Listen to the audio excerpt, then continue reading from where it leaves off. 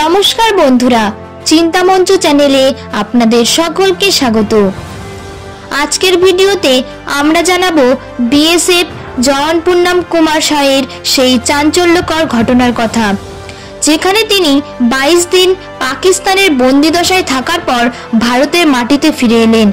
ঘটনাটি শুধু একজন জওয়ানের গল্প নয়, এটি কূটনৈতিক চাপ, মানবিক আবেগ এবং এক পরিবারের আতঙ্ক আর আশার গল্প।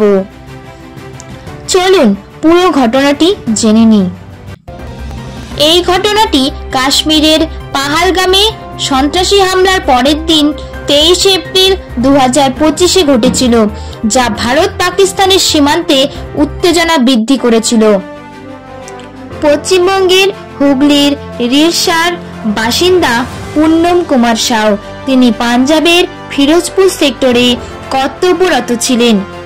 সেই সময় ভুলবশত তিনি আন্তর্জাতিক সীমান্ত অতিক্রম করে পাকিস্তানে চলে যান। তার এই অনিচ্ছাকৃত সীমান্ত পারাপারের পর পাকিস্তান রেঞ্জার্স তাকে আটক করে। এই ঘটনার খবর পৌঁছায় তার পরিবারের কাছে। পুন্নমের স্ত্রী রজনী সাউ এই ঘটনায় দিশেহারা হয়ে পড়েন। তিনি সংবাদ মাধ্যমের সাহায্যে মুখ্যমন্ত্রী মমতা বন্দ্যোপাধ্যায়ের কাছে এই ঘটনার সাহায্য প্রার্থনা করেন।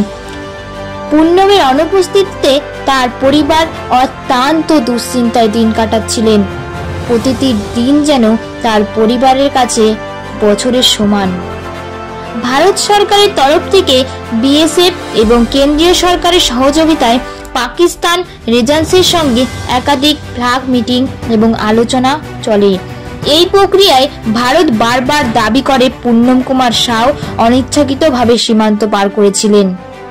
14 মে 2025 অমৃতসরের আটারি ওয়াঘা সীমান্ত দিয়ে পুন্নম কুমার সাউকে ভারতের কাছে হস্তান্তর করা হয়।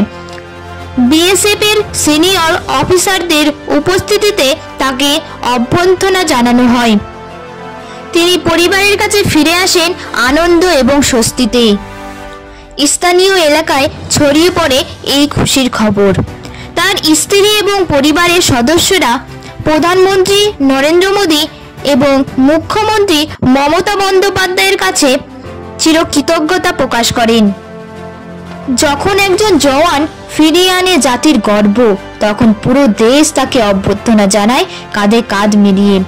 বর্তমানে পুন্নম কুমার সাউ সুস্থ আছেন এবং তার শারীরিক ও মানসিক পরীক্ষা নিরীক্ষা চলছে। এই ঘটনাটি ভারতের কূটনৈতিক সফলতার আরেকটি নিদর্শন এবং আমাদের জওয়ানদের সীমান্তের গল্প এবং সাহসিকতার গল্প। এটি এক পরিবারের কান্না এবং দেশের আত্মসম্মানের গল্প। তার প্রত্যাবর্তন শুধু একজনের নয়, গোটা দেশের প্রত্যাবর্তন। বিএসএফ জওয়ান হলেন সীমান্তের রক্ষক এবং দেশের গর্ব। তাই আমরা ভারতবাসী সবাই গর্জে উঠে বলতে পারি, পুন্নম সাউ, তুমি শুধু একজন জওয়ান নও, তুমি কোটি কোটি ভারতবাসীর সাহসিকতার প্রতীক। জওয়ান শুধু দেশের নয়, পরিবারেরও হৃদস্পন্দন। বিএসএফ জওয়ান পুন্নম কুমার সাহের পাকিস্তান আটক ও ভারতের বীর প্রত্যাবর্তনের সম্পূর্ণ ঘটনাটি যদি আপনাদের কাছে তথ্যবহুল এবং গুরুত্বপূর্ণ বলে মনে হয়, তাহলে অবশ্যই লাইক করুন, শেয়ার করুন এবং সাবস্ক্রাইব করুন। ধন্যবাদ।